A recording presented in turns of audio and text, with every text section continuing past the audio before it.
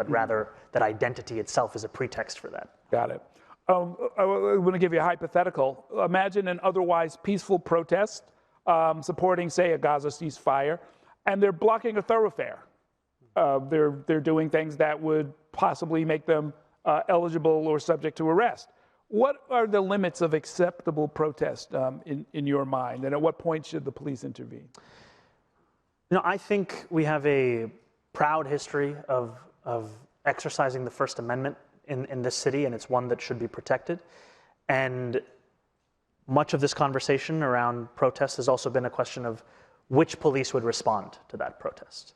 You know, I've been critical of the Strategic Response Group, a group that was founded in the mid-2010s with the intent of being a counterterrorism force that has now become the primary response to acts of protest.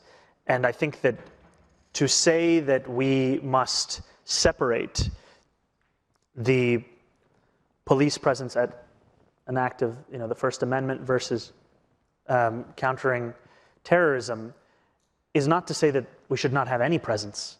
It is to say that we should learn from the models of cities around the country, around the world. I think one that's been of interest to me is in Columbus and the way in which they've approached some of these questions of how to have a police presence at these larger kinds of demonstrations.